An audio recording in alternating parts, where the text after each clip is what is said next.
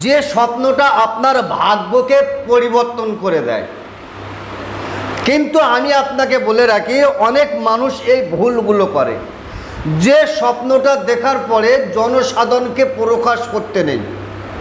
কারণ আপনার এই স্বপ্নটা আপনার সংকেত দিচ্ছে, আপনাকে বোঝাতে চাচ্ছে আপনার ভাগ্য অতি তাড়াতাড়ি খুলে যাবে, আপনার ভাগ্য পরিবর্তন হবে। কারণ অতি তাড়াতাড়ি অতি সহজে আপনি একটা ভালো জায়গা খুঁজে পাবেন। তবে স্বপ্ন হয় দুই প্রকার, একটা আল্লাহ পাকের তরফ থেকে, আর একটা হলো শয়তানের তরফ থেকে।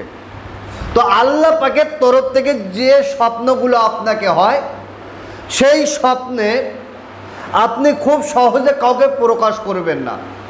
কারণ অনেক মানুষ তারা ফোন করেন যে হুজুর আমি রাতের বেলা ঘুমিয়ে এই স্বপ্নটা দেখেছি, এই স্বপ্নের ব্যাখ্যা তাবিরটা কি হবে। কি স্বপ্ন? মনে করেন আপনার আব্বা আম্মা দাদা দাদি তারা দুনিয়া ছেড়ে চলে গেছে, ইন্তেকাল করেছেন। এখন আপনি রাতের বেলা ঘুমিয়ে দেখতে পাচ্ছেন আপনার আব্বা আপনার আম্মা আপনার দাদু আপনার আপনজন খুব খুশি মনে আনন্দ সহিত ভালো এলাক পোশাক দামি কাপড় পরে আপনার সাথে সুন্দর করে কথাবার্তা বলছে, এবং যেন আপনাকে কিছু যেন দেওয়ার একটা আগ্রহ হচ্ছে, বা আপনাকে কিছু যেন দিতে চাইছে। এই স্বপ্ন যদি আপনি দেখেন তাহলে আপনি কি করবেন, কাকে বলবেন? আমি আপনাকে বলে রাখি, এই স্বপ্নের ব্যাখ্যা জানার জন্য হাক্কানি আলেম, খুব ভালো আল্লাহওয়ালা মানুষ, তাকে গিয়ে বলবেন, আর অন্য কাউকে বলবেন না, আপনার ক্ষতি হবে। কারণ স্বপ্নের ব্যাখ্যা অনেক সময় যেরকম করা হয় সেই দিকে ধাপিত হয়। আমি আপনাকে বলি, এই যে স্বপ্নটা দেখছেন, এই যে সংকটটা দেখেছেন, এর বিনিময়ে আপনি অতি সত্তর খুব তাড়াতাড়ি একটা ভালো জায়গা আপনি পাবার একটা আশঙ্কা আপনার হয়। কারণ আমার আল্লাহ আপনাকে বোঝাতে চাইছে যে আমি তোমাকে খুব তাড়াতাড়ি একটা জায়গায় পৌঁছে দেব। বা এরকম স্বপ্ন যদি আপনি দেখেন, রাতের বেলা স্বপ্ন দেখেছেন আপনার আব্বা আপনার আম্মা কোনো মানুষ আপনাকে নিয়ে দূরে ভ্রমণ করছে, অনেক দূরে তারা ভ্রমণ করছে, কোথাও বেড়াতে গিয়ে যাচ্ছেন বা কোথাও বেড়াতে গিয়েছেন, খুব দূর, কাউকে বলবেন না।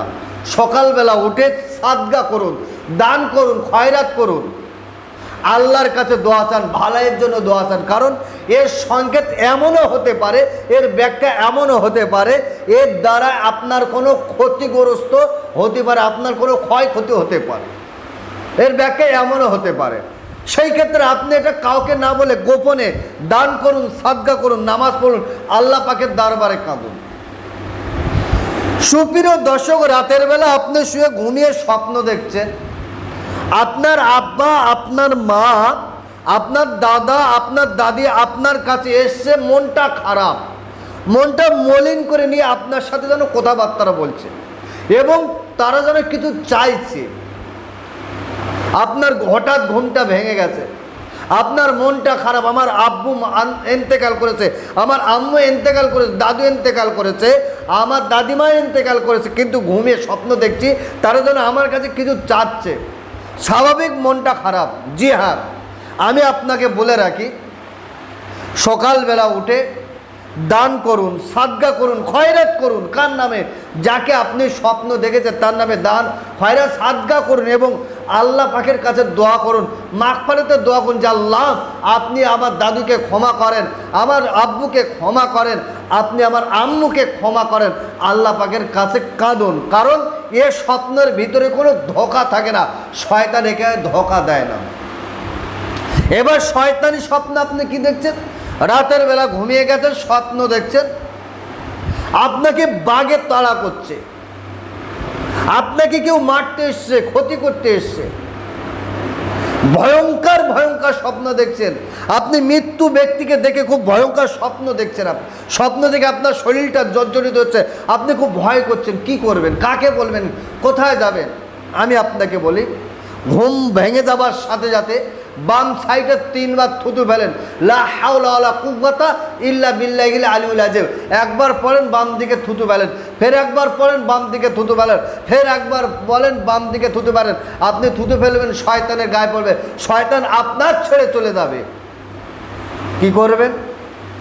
যে সাইডে শুয়ে আছেন, মনে করেন আপনি ডান সাইডে মুখ করে শুয়ে আছেন, বাম সাইডে শুয়ে পড়ুন, অথবা বাম সাইডে মুখ করে শুয়ে আছেন, ডান সাইডে মুখ করে পাশ ফিরে ঘুমিয়ে পড়ুন।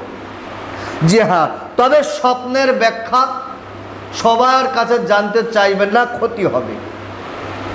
হাক্কানি আলেম, পীর সাহেব খুব ভালো মানুষ, তাদের কাছে গোপনে বলতে পারেন, সবাইকে নয়, আর প্রকাশ করবেন না।